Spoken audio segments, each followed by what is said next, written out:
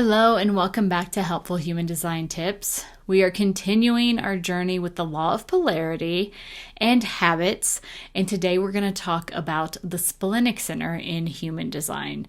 So if you're not familiar with the Splenic Center, if you look at your body graph chart, it is going to be on the far left side of your body graph, and it is going to have 7 gates in there, 48, 50, 18, those are the ones that are coming to mind immediately. But this is a physical awareness center. It is the center where we are going to be getting those intuitive hits, or this is where our spidey sense is going to go off if we are feeling a bad vibe in the room or feeling like we are in danger. Now, this center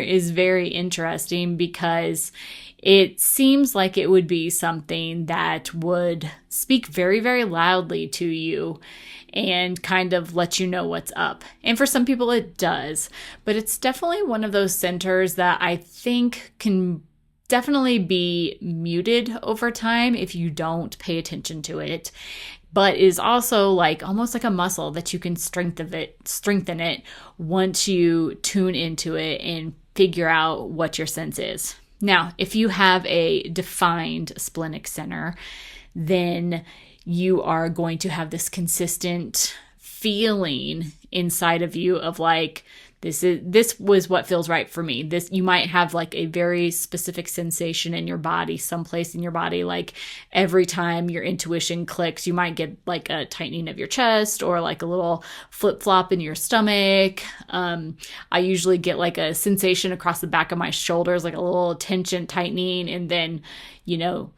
I move on from that. If you have an undefined splenic center, then you could have a very wide range of feelings or intuitive hits depending on your environment or the people you are around. So it's going to be, I don't want to say it's going to be more difficult to, tune into those hits, but I think that you might just be a little bit more aware of your body. You need to be more aware of your body because it's going to be coming in very different ways. Now, I remember somewhere, I don't even remember where I heard this, but somewhere I heard someone ask, how do you know if it is your intuition talking to you or if it is just your mind taking over, right? Because how many times have we gotten this nudge and we're like, oh, we need to do that. And then our mind kicks in oh, no, we don't need to do that because A, B, C, D, and Q. Okay, so don't even think about that.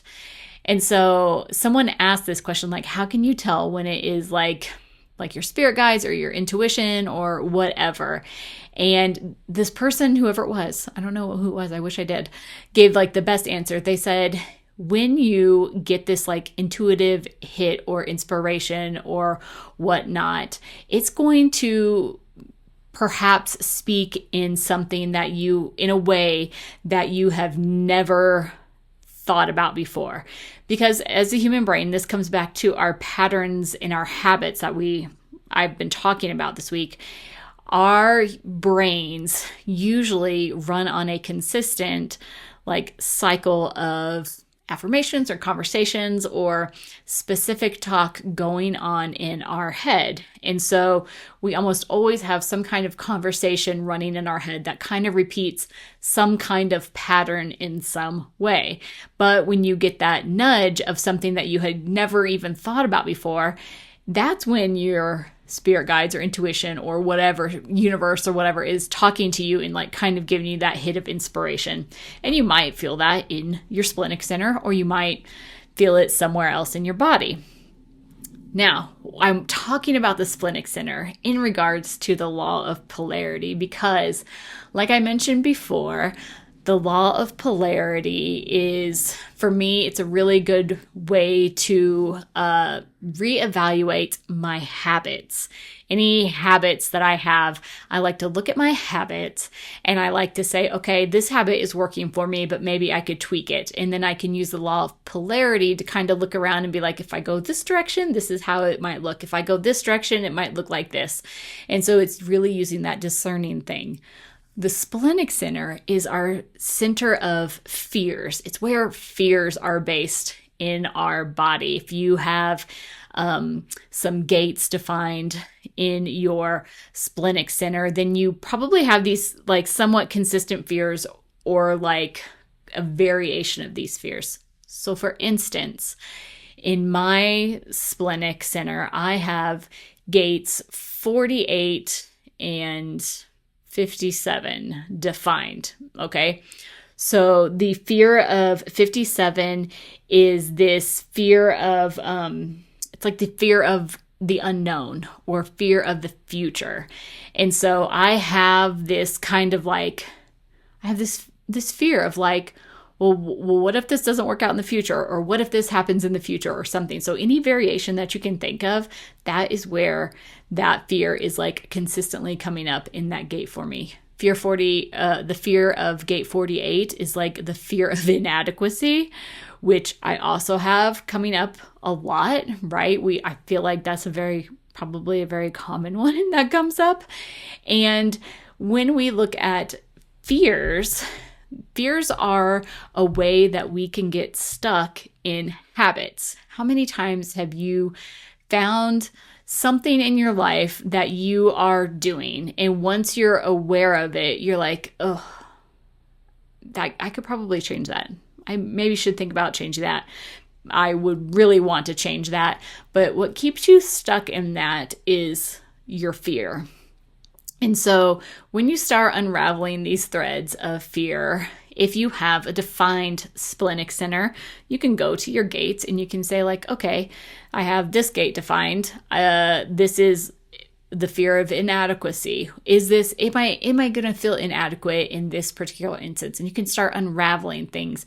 This is where these terms of shadow work and everything come up. This is like kind of going a little bit deeper. But if you have an undefined splenic center, then you might be having all kinds of fears around all kinds of different things based on your environment or the people that you are surrounded by. So if you're having that situation where you're like, I have no defined splenic center and I have no gates defined in my splenic center, it's completely open, then maybe you need to take some alone time and start unraveling that, because you might be feeling fears of other people and that might not necessarily be your core fears.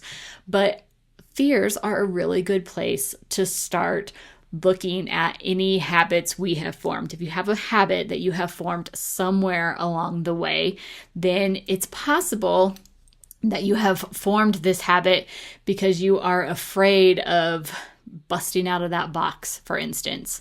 So I'm going to go back to my math teacher's example that I gave in my last video. My math teacher in high school, like randomly had us like get up and change seats during class or at the beginning of the class, like every couple weeks, every 7 days, whenever he felt like it. And we had to pick up everything and move to a completely new location and sit next to someone that we normally would not sit to or next to. And so there was this instant for me that would come up, was this like fear of inadequacy. I had a very, I didn't have a lot of confidence in my algebra class as it was. And I was always feeling a little bit far behind. And I was always feeling very inadequate in that area. And so when I was forced to get up and change seats and sit next to someone that I was not friends with, then I had to face that fear and be like, okay, well, this person's like way better at math than me.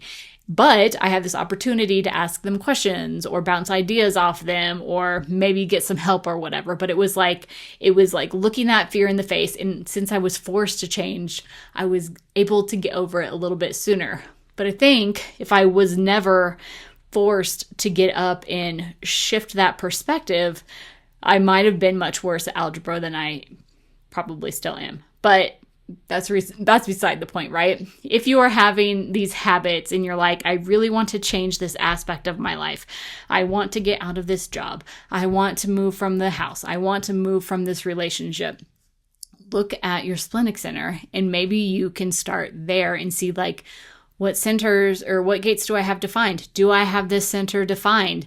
Is there some consistent fear that is kind of like woven throughout my life that maybe this is attached to?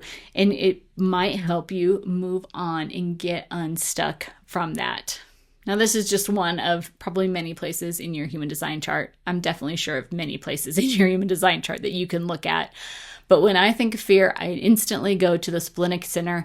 And when I think of habits that I no longer want, I always go back and I say, what am I afraid of doing? What am I afraid of? What might happen if I change this habit? What am I afraid might not happen if I change this habit? And that's how I start clearing stuff out and moving things around. And for me, that is like the essence of the law of polarity. It is like seeing my energetic blocks and then like opening up the space so that I have more options in my life to move forward.